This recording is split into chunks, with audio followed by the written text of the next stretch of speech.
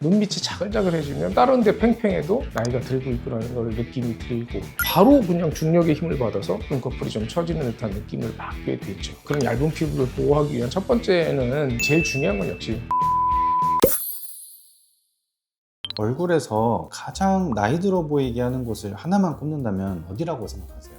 사람들이 바로 보는 눈이겠죠. 사람의 감정이라든지 상태를 바로 보이게 할 수 있는 게 눈이라고 할 수 있습니다. 그런데 이렇게 눈꺼풀이 처지게 되면 수술밖에 답이 없는 것 아닌가요? 그 원인이나 방향에 따라서 치료 방법은 다 달라지는 거죠. 수술도 있고 보완 치료도 있고 한 가지로 모든 걸 해결할 수는 없죠. 오늘은 수술 없이도 늙고 지쳐 보이는 눈을 10년 젊어 보이게 하는 간단한 방법을 말씀드리려고 합니다. 동안이 되고 싶으시면 오늘 영상도 끝까지 시청 부탁드릴게요.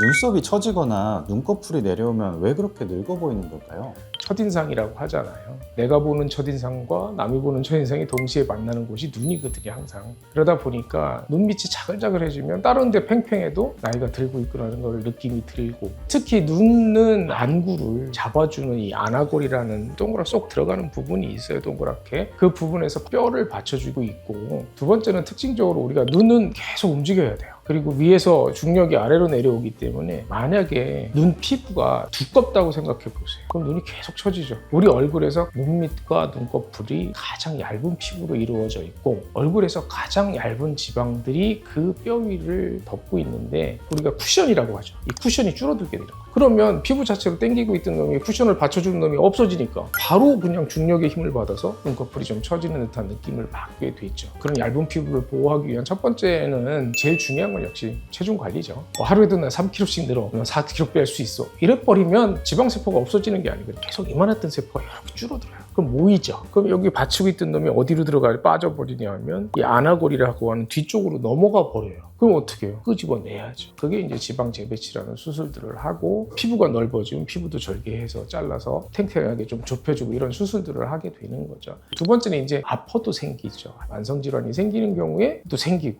아주 크게 다치거나 이래서 수술을 받거나 이런 큰일을 해서도 한번 하고 나면 눈꺼풀이 안 돌아가요. 그래서도 생기고 가능한 그런 일이 없을 때 오랫동안 보호할 수 있는 거죠. 눈썹 위치를 좀 올려주는 것만으로도 많이 변화가 나오나요? 상안검이 내려와서 윗눈썹이 이렇게 내려오면 피곤하고 나이 들어 보이는 그런 모습도 있지만 그것보다는 인상이 좀 사나워지죠. 반대로 그걸 복구하려고 윗꺼풀이 이게 내려오시는 분들이 눈을 치켜뜨세요. 치켜뜨면 주름이 또 생기게 되고 그렇기 때문에 눈썹을 조절을 해서 눈뜨기 편하게 해주는 거죠. 그럼 수술을 안 하더라도 시술만으로도 좀 눈에 띄게 개선이 될 수 있는 건가요? 물론 수술을 안 하고 할 수 있는 방법들이 요새 개발되고 있죠. 예전부터 많이 해오던 필러도 있을 거고 또 최근에 나온 이런 콜라겐 주사라든지 이런 건 전부 다 채워놓는 거죠. 장점은 즉각적인 효과를 볼 수 있고 그렇지만 자기 조직 속에 한 군데서 있는 놈이 아니니까 이놈이 돌아다닐 수도 있고 또 항상 이 눈 밑에 여기 안아골이 생각보다 깊어요. 그걸로 빠져버릴 수도 있고 어렵다 보니까 대부분의 분들이 눈 밑에 필러 하신 분들이 녹이는 경험이 있으실 겁니다. 그걸 싫어하는 분들은 이제 콜라겐 주사라든지 하는데 이것도 좀 움직일 수 있는 요동성도 있고 두 번째는 이것도 역시 그 기간이 굉장히 짧은 거죠. 그래서 그거를 벗어난 게 볼륨실을 넣어서 채워주는 거죠. 이 실을 우리가 흡수를 하면서 나만의 콜라겐이 만들어지는 거죠. 그래서 그 콜라겐이 만들어지면서 피부를 계속 보강해 주는 거죠. 가장 좋은 건 결국 내 거니까. 두 번째 장점은 시간 간격을 두고 계속 할 수도 있다는 거죠. 수술이나 이런 걸 하게 되면 유착이라든지 섬유화 과정이 일어날 수 있는 부분이 있어서 자꾸 여러 번을 하게 되면 이상해지는 위험성 때문에 다들 못 하시잖아요. 실은 유착이나 섬유화 과정이 굉장히 적게 일어나서 할 수 있지만 단지 이것도 시간 간격은 줘야 되는 거죠. 그 세 번째 장점은 뭐냐면 다른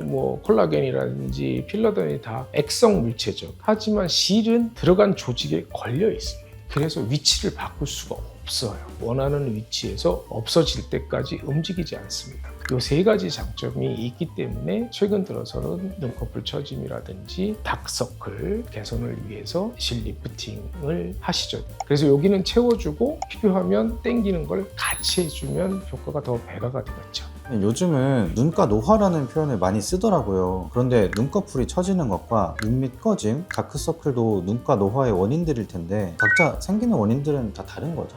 그런 원인들이 이제 각자 조금씩은 다 다르죠. 다르긴 하지만 하나가 생기기 시작하면 결국은 그 생기는 원인인 기본은 있으니까 그 기본이 순차적으로 영향을 주게 되는 거죠. 첫 번째는 이제 그런 지방 조직이 변화가 생기면서 그 지방 조직을 잡고 있는 아주 섬유화된 조직들이 있는데 이 조직들이 좀 나이가 먹으면 결국은 느슨해지는 거니까 생길 수가 있죠. 어떻게 보면 눈밑 처짐은 다른 모든 시술들을 좀 많이 했던 분이 10년, 20년 지나고 나서 오히려 더 무게감이 생기면서 밑으로 꺼지는 현상들이 올 수 있는데 그걸 붙잡아져 있는 조직의 힘이 떨어지면서 생기는 문제이기 때문에 해결하는 방법은 같은 거죠. 다크서클도 마찬가지로 눈밑 처짐하고 다크서클은 거의 동시에 옵니다. 왜 그러면 눈꺼풀이 이렇게 해서 밑으로 내려오면 더 얇아지죠. 빛의 투과율이 더 높아지게 되고 반사율이 높아지게 되니까 더 어둡게 보이죠. 다크서클이나 우리가 눈밑 처짐이나 눈밑 피부를 집중적으로 개선을 시켜주는 시술을 받으시면 그것도 많이 개선이 되죠. 많은 분들이 눈가 주름이나 눈밑 꺼짐 해결하려고 콜라겐 크림, 아이크림 같은 제품들을 되게 열심히 바르시잖아요. 네. 근데 이게 실제로 도움이 되나요? 화장품이죠. 화장품이 의료용으로 허가받진 않잖아요. 안 하는 것보다는 하는 게 좋고 그렇지만 그게 근본적으로 주름이라든지 처짐이라든지 이런 원인은 피부 자체의 문제보다 그 밑에 있는 조직의 결손에 의해서 생긴단 말이죠. 근데 화장품은 그 진피를 뚫고 들어가는 거를 허가해주지 않습니다. 그래서 표피를 뚫고 진피까지 도달하게 할 수 있는 기술이 각 화장품의 기술이라고 할 수 있죠.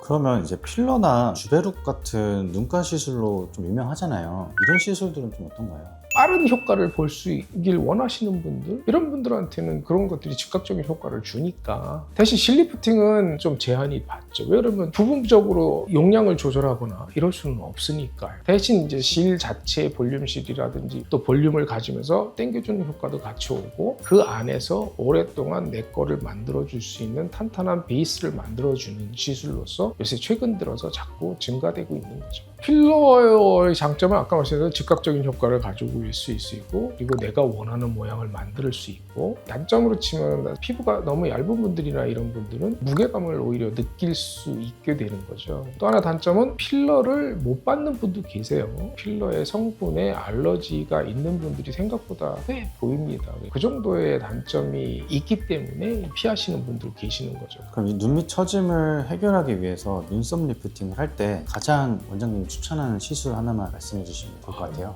눈이 좀 위로 내려오고 무겁고 이런 분들은 눈썹 리프팅과 이마를 같이 함으로써 개선이 되게 만들어 드리는 거고요. 눈밑 처짐은 우리 눈 밑에 직접적으로 실을 넣어서 볼륨을 채워주고 그리고 조금 더 심각한 분들은 같이 이 앞에 안면부 자체를 좀 당겨서 올려놓으면 그 효과가 같이 더 배가가 되는 그런 효과를 가져오게 되는 거죠. 그러니까 우리가 실리프팅이라고 하는 거는 사실은 새로운 나를 만드는 게 아니고 내가 가지고 있던 나의 자연스러움을 회복하는 거죠.